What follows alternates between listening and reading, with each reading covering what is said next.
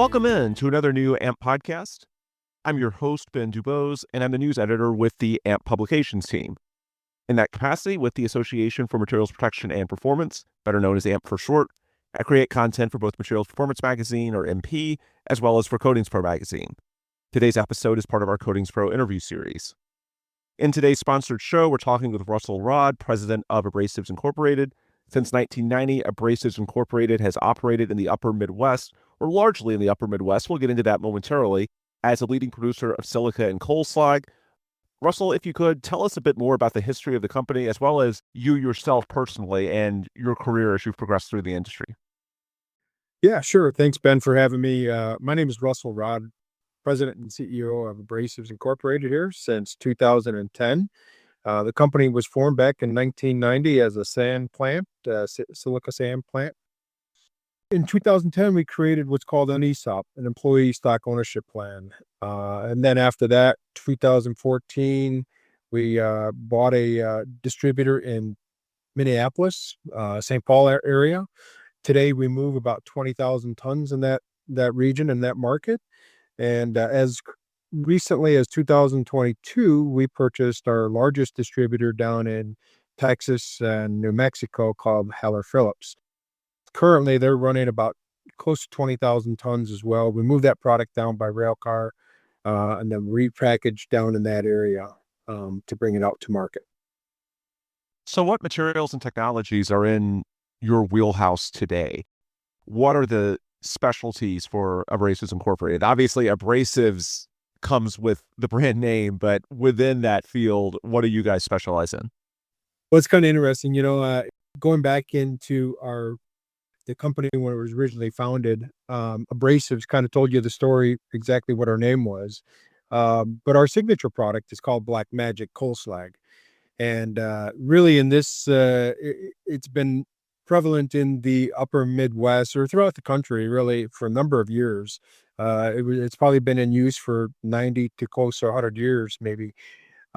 Anything from ships to oil and gas tanks, pipelines, things of that nature. But we do have 45 different distributors throughout the United States, regional in some cases. Some of them are by rail car. And we also have, you can check us out on our website, abrasivesinc.com, for a lot of demos. We've demoed our product versus other products, whether it's sand to coal slag to copper slag. You name it, you can check it out on our website. There's some YouTube videos there. How much has the market changed since 2010? You mentioned that's when you started in this capacity with Abrasives Incorporated. In terms of demand for Black Magic, the types of projects that it can be used on, what's happened in the last 10 to 15 years to sort of transform that market? Well, there's been a lot of power plant shutdowns, right? So the availability of coal slag has had an effect here in the United States and across the world, really, for that matter.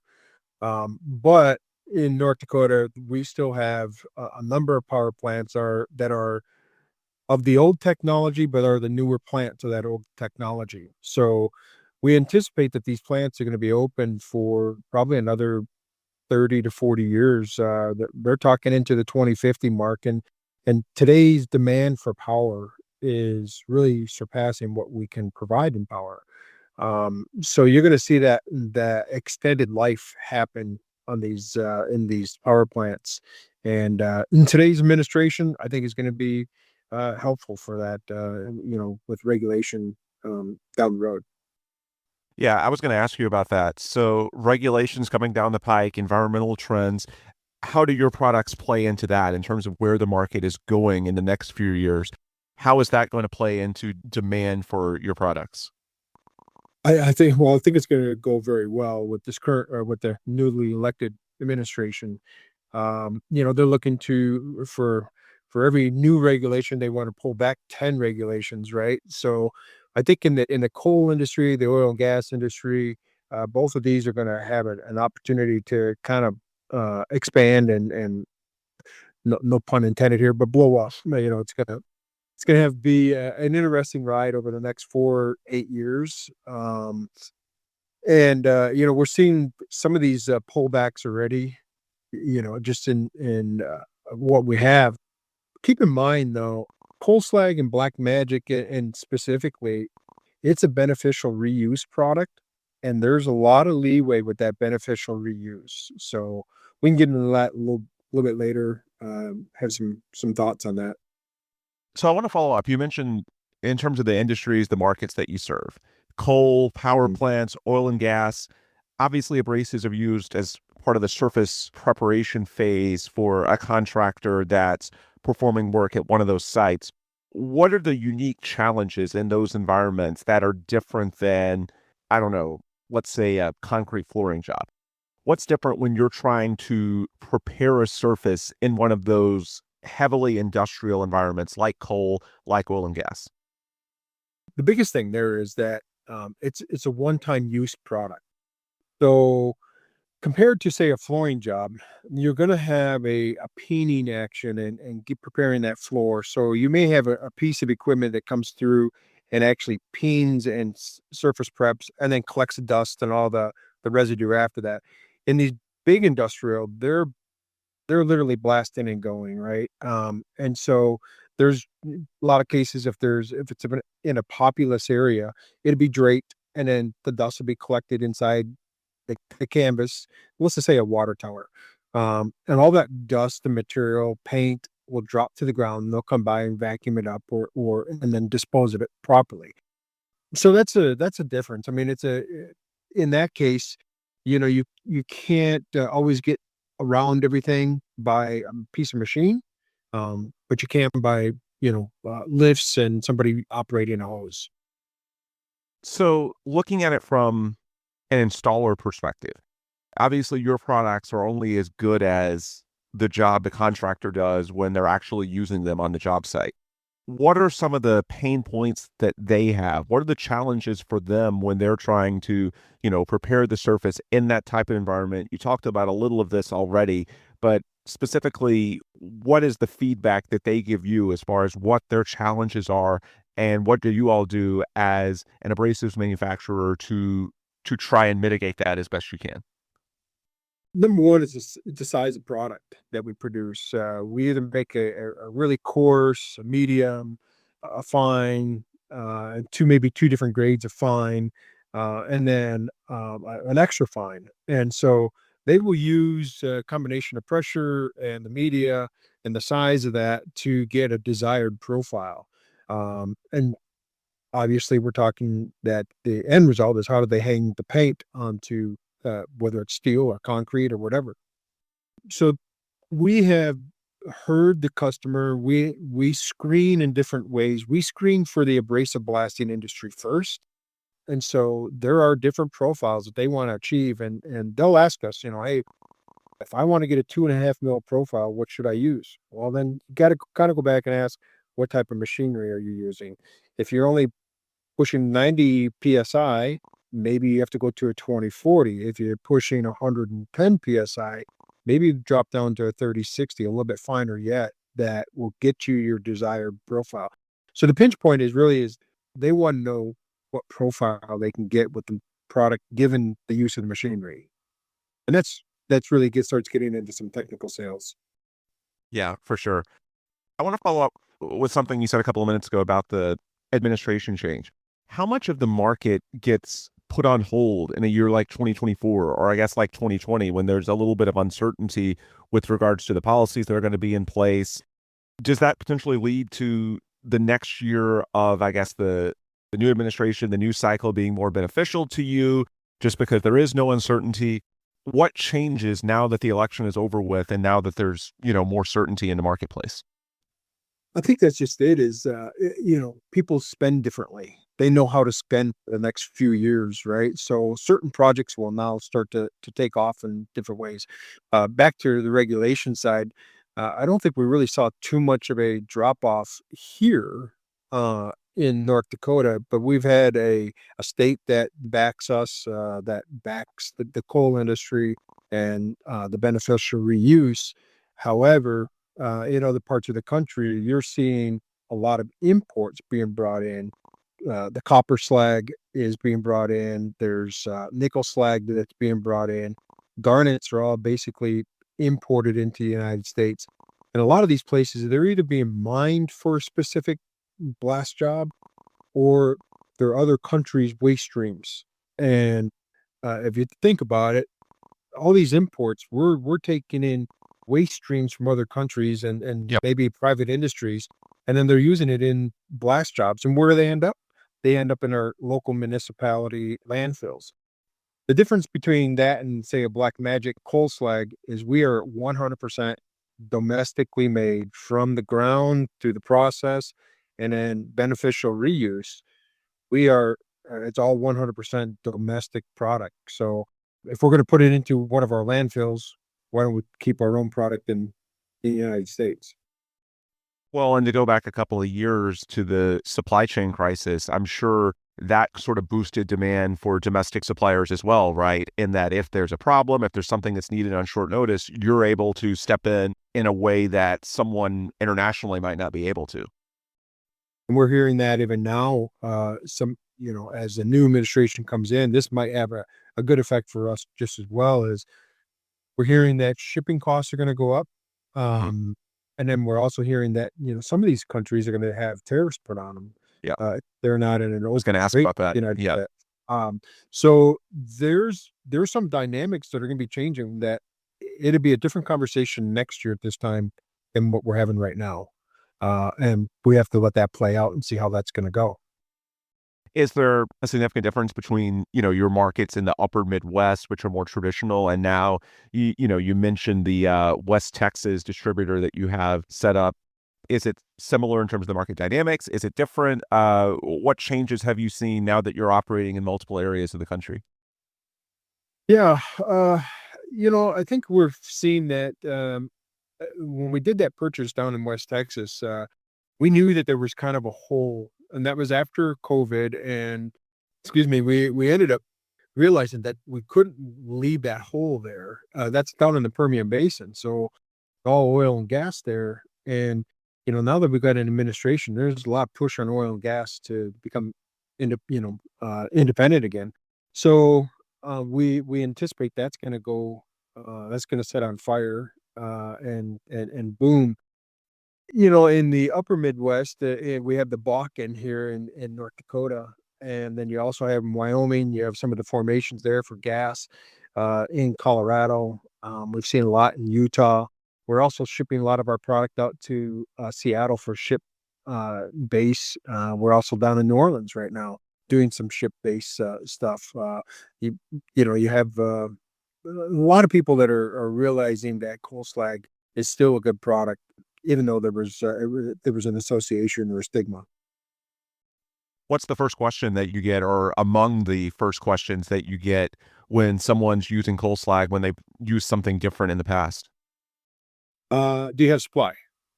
And yeah, we do. We sit here. We have three power plants that we can draw from, and so there's a good amount of supply here. We have some very good supply to bring out to the market. Our plant is up and running daily, sometimes 16, 18 hours a day to produce products. And the other thing is that you also get into what's roofing granules on shingles, and there's a lot of there's been a lot of bad weather, and unfortunately, a lot of these shingles and roofs and stuff like that have to be replaced. That roofing market is also a heavy, I guess, industry that we would work with.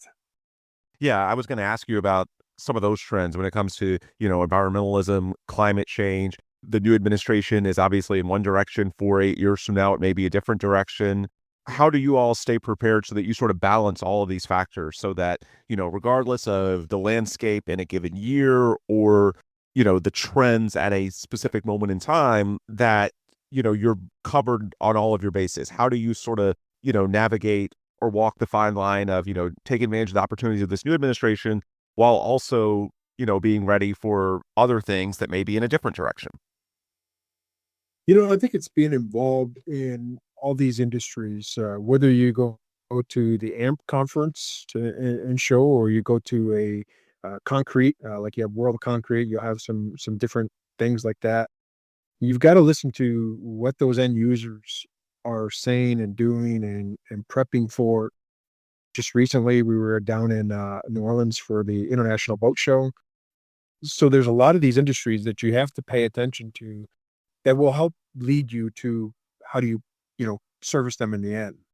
And so, yeah, that's we've been staying very active with that. Actually, adding on, we've simplified a lot of our sales. We've done some inside sales work. So there's a lot of different moving parts to stay on top of that. But those are some of the examples. Mm.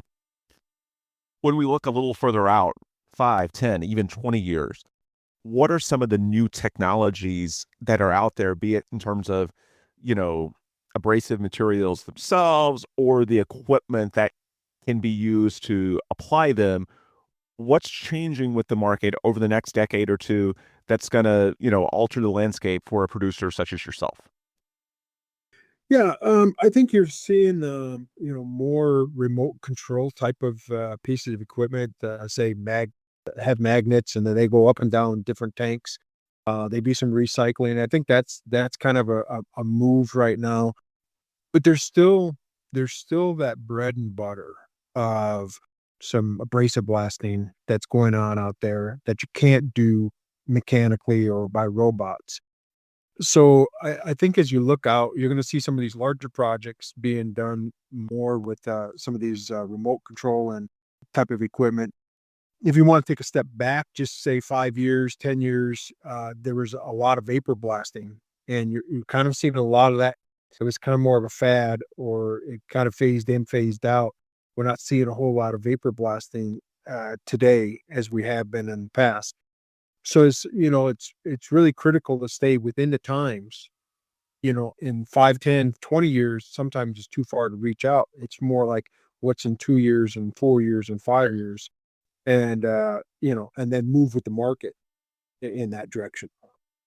I want to follow up because you brought up robotics. Obviously, that's on the forefront of a lot of people's minds these days when it comes to surface prep. We know the workforce development crisis and what's expected to be coming down the pike in terms of, contractors not being able to fill out their crews to the extent that they have in the past. What are the potential implications of, increased use of robotics for surface prep for a manufacturer such as you guys? Well, I think it's really good for the overall industry because labor is a big issue.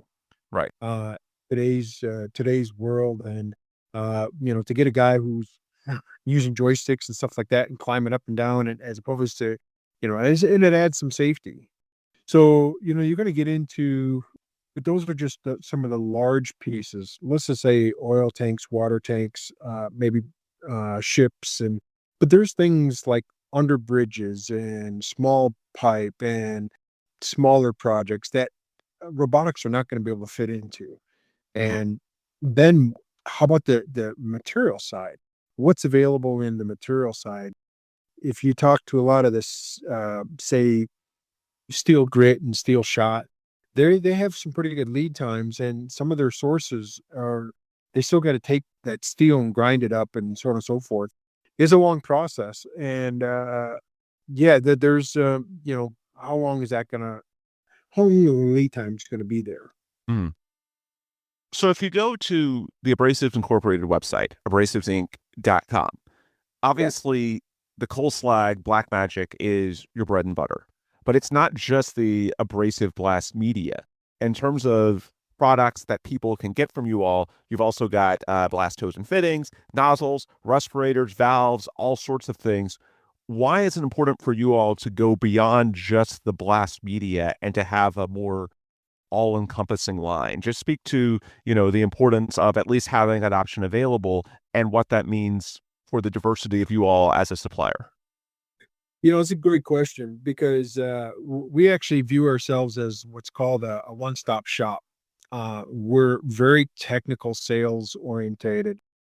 And in order to understand the full problem or pinch points or issues that they have, you understand the whole process. And so then we started partnering with some of our suppliers like Clemco and RPB, GVS, and started bringing solutions to customers.